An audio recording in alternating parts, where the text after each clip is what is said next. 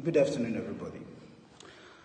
So my name is Munemune, Ebitimi, a law student at Elizade University, and I'll be making presentation on land law, specifically on ownership.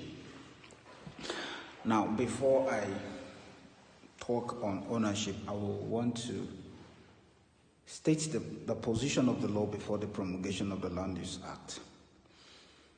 Before the promulgation of the Land Use Act 1978, there was, of course, communal ownership of land, family ownership of land, and individual ownership of land. That is to say that a family can lay claim to ownership of land to the exclusion of other family. The community as well too can say that, okay, this is the communal land is owned by the community. You understand, which is being controlled by the king, and there was individual ownership of land. Individual can say that, okay, I own the land based on different ways. There are different ways of owning land. It can be by partitioning, it can be by allotment. There are different ways. This was the position before the promulgation of the Land Use Act. Now, what is now the new position? At the new position after the promulgation of the Land Use Act. Now, the new position is that land does not belong to an individual exclusively. There is nothing like ownership of land by individual, communal ownership, or family ownership of land. Now, this is made pursuant to Section 1 of the Land Use Act, which clearly states that the governor of each state, the Federal Republic of Nigeria, shall hold the land in trust for the good people of Nigerians, for Nigerians. That is, the governor or the government is a trustee holding the land in benefit for the good people, Nigerians. That means the beneficiaries of the trust being held by the governor are the Nigerians, the citizens of Nigeria. In as much as you are a citizen of Nigeria, regardless of your ethnicity, regardless of your state of origin, regardless of where you are, in as much as you are residing in that particular state, you have a right to usage of the land, not rights to ownership of land, but usage of the land by virtue of Section 1 of that.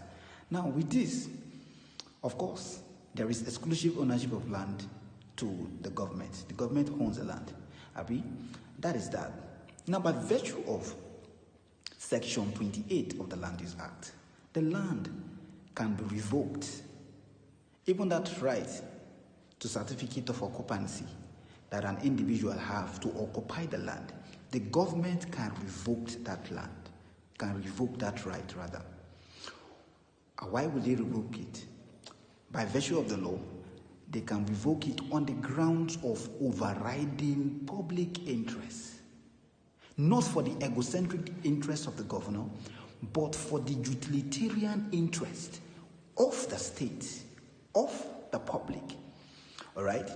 So, of course, it comes with compensation, but then that right can be revoked. All right. Now, for you to obtain certificate of occupancy, customary certificate, statutory, and whatever, there must be the consent of the governor regarding the certificate of occupancy. This is provided for by virtue of Section 21 of the Land Use Act. Now, without the consent of the governor regarding ownership, regarding that land, regarding the right to use that land, that process is void ab initio. It has no effect. Why? Because the consent of the governor is not evident regarding the right to the usage of that land. Now, this is like the new position. Now, when we talk about ownership, what are we talking about? When we talk about ownership, we are talking about the totality of rights an individual have to exercise control over that land, over that property. It is the totality of interest.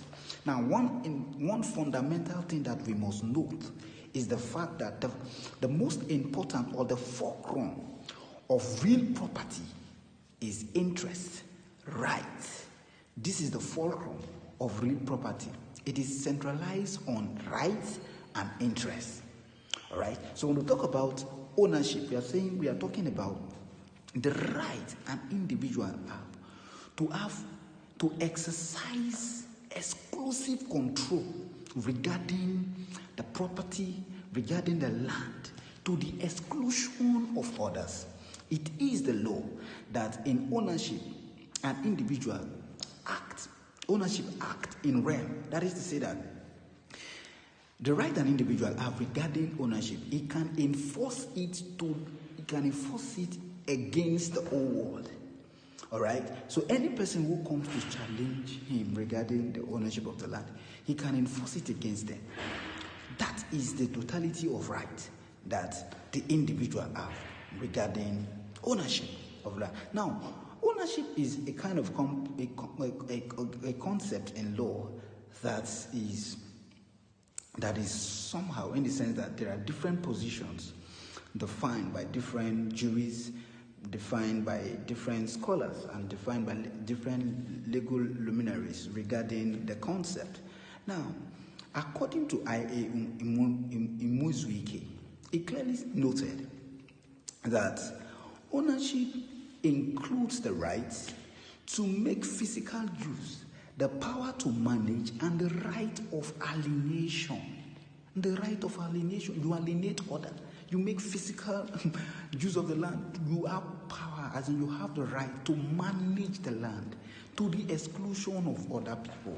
That is what I.A. Imuzuike is saying. And Professor Wapozwe also said that ownership is the right, is the supreme right an individual have against any other person.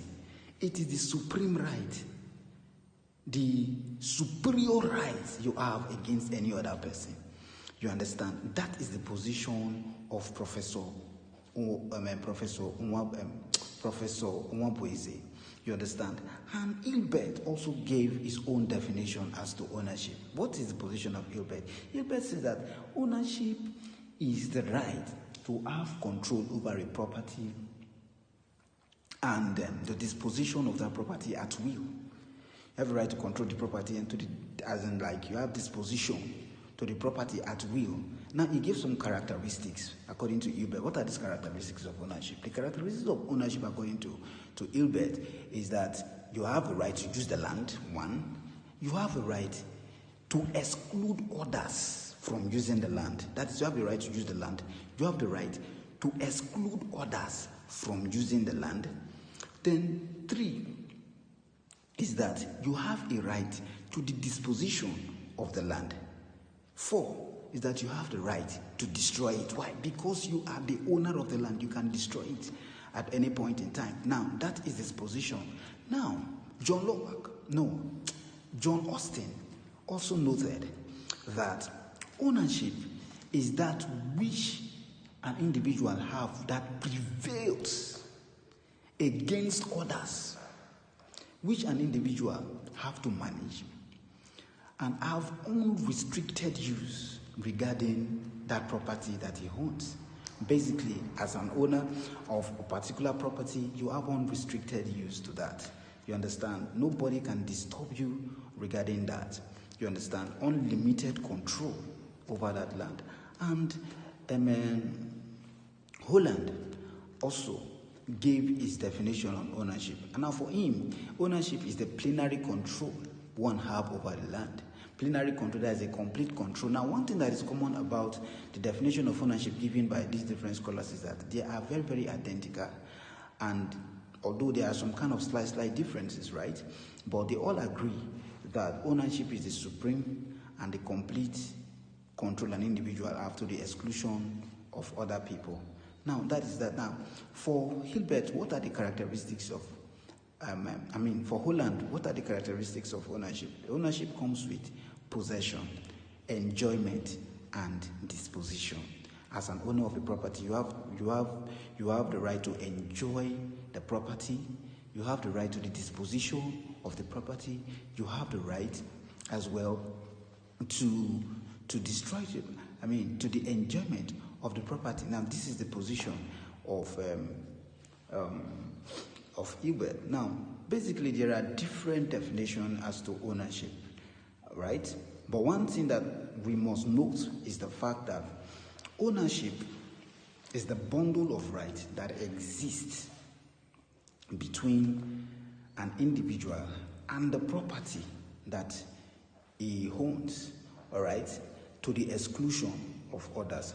Now, it is the law that for you to prove ownership, you must prove possession. And this was stated in the case of Shima versus Amandi, where the Supreme Court holds five items to be proved regarding ownership of land. And basically, these 5 items that were stated by the Supreme Court are not collective in themselves. A proof of one is enough of others. So if you can prove like long possession of title, you understand, you are good to go. But the 5 items there is traditional history,